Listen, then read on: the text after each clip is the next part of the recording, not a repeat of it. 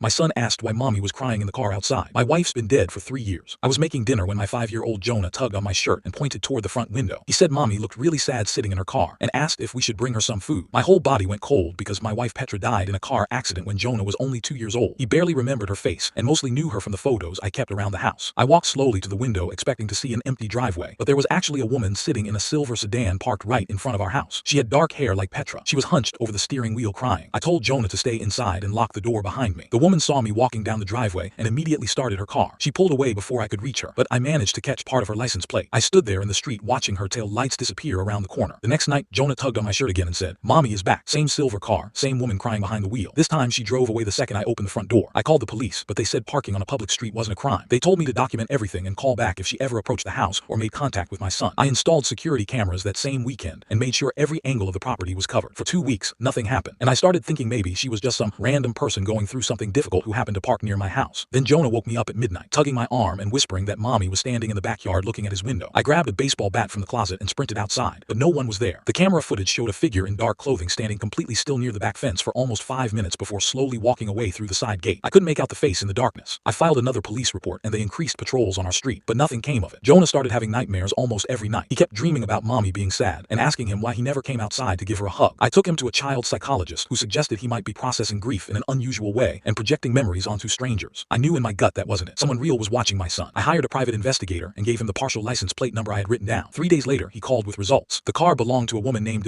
Forsyth, age 34. She lived 2 towns over and had no criminal history whatsoever. He sent me her photo and my hands started trembling so badly I almost dropped my phone. She looked almost exactly like my dead wife. Same dark hair, same oval face, same deep brown eyes. She could have easily passed as Petra's twin sister. I spent the entire night digging into her background. She had been married to a man named Forsyth, who died 4 years ago. They had struggled to have children for years without any success. Then I discovered something that made my blood turn to ice in my veins. Forsyth and my wife Petra had died in the exact same car accident on the exact same night. They were the only 2 fatalities. I had always been told that Petra was driving alone when she lost control on a wet road and crashed into a tree. But when I obtained the full accident report, I saw there was a passenger listed, Forsyth. He died instantly at the scene while Petra passed away 2 hours later at the hospital. I confronted Dominique at her workplace the very next day. She broke down sobbing the moment she recognized me from photos. She confessed that she had been watching Jonah because she believed he was supposed to be her son. My wife and her husband had been having an affair for over a year. Petra had gotten pregnant and told Garrett the baby might be his. They were driving together to a paternity clinic when the accident happened. Dominique discovered everything after Garrett died. She became consumed by the possibility that Jonah was biologically her husband's child and felt entitled to watch him grow up from afar. She begged me to get Jonah tested. I agreed, but only for my own peace of mind. The results came back 2 weeks later confirming Jonah was completely and biologically mine. Dominique vanished after I delivered the news. She moved away and I never saw her silver car again. Jonah still sometimes mentions the crying woman in the car. I simply tell him she was someone who got lost and needed help finding her way back.